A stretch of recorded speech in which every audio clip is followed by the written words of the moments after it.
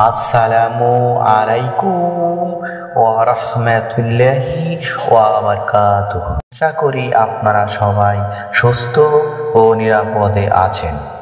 আমি আজ যে আমলের কথা বলবো সেটি হচ্ছে ইসমে আজমের দোয়ার আমল। আমলটি করলে আমলকারীর মনের আশা আকাঙ্ক্ষা পূরণ হবে ইনশাআল্লাহ। ইসমে আজম আরবি শব্দ। ইসম অর্থ নাম আর আজম অর্থ শ্রেষ্ঠ। আল্লাহর অগণিত গুণবাচক নাম রয়েছে।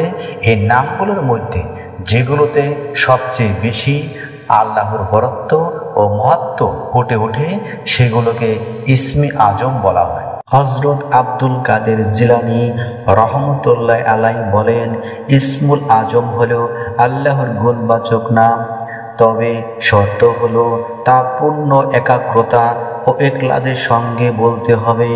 মনের একান্ত আশা পূরণে মানুষ অনেক আমল করে থাকেন, তবে ইসমে আজম দোয়া কবুলের গুরুত্বপূর্ণ একটি আমল। আল্লাহ তাআলার পবিত্র নাম ইসমে আজমের ওসিলায় দোয়া করলে আল্লাহ তাআলা কবুল করেন। রাসূল সাল্লাল্লাহু আলাইহি সাল্লাম আরও বলেন, সেই মহান সত্তার শপথ যে সাহাবীরা আমার যে উম্মতেরা ইসমে আজমের দোয়া আমল করবে, ইনশাআল্লাহ আমি কথা দিচ্ছি তাদের মনের আশাগুলো, মনের মাকসাদগুলো, তামান্নাগুলো পূরণ করবেন। ভাই ও আমার বোনেরা, আজকের আমলের ইসমে আজম দোয়াটি জেনে নিন। ওয়া ইলাহুকুম ইলাহু ওয়াহিদ লা ইলাহা ইল্লা হুয়ার রহমানির রহিম। অর্থ, তোমাদের উপাস্য একমাত্র আল্লাহ, তিনি ব্যতীত আর কোনো উপাস্য নেই, তিনি পরম করুণাময়, অতিশয় দয়ালু। সূরা বাকারা আয়াত নং 163।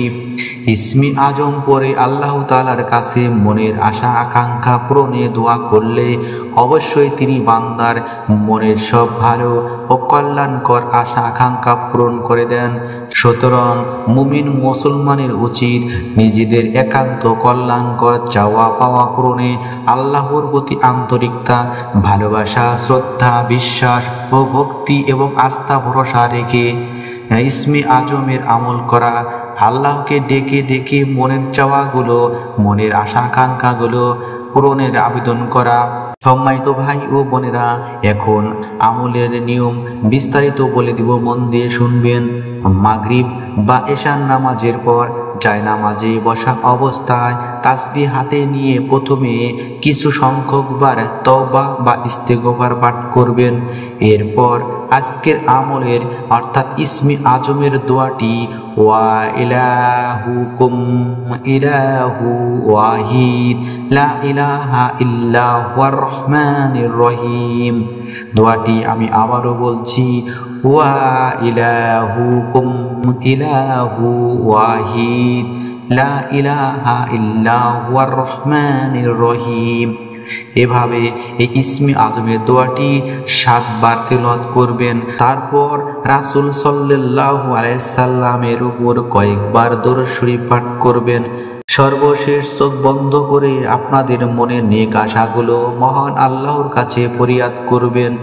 আল্লাহ তাআলা মুসলিম উম্মাহকে নিজেদের জীবনের সব আশা আকাঙ্ক্ষা পূরণে ইসমে আজমের আমল যথাযথভাবে করার তৌফিক দান করুন। আমিন সুম্মা আমিন। আসসালামু আলাইকুম ওয়া রাহমাতুল্লাহি ওয়া বারাকাতুহু।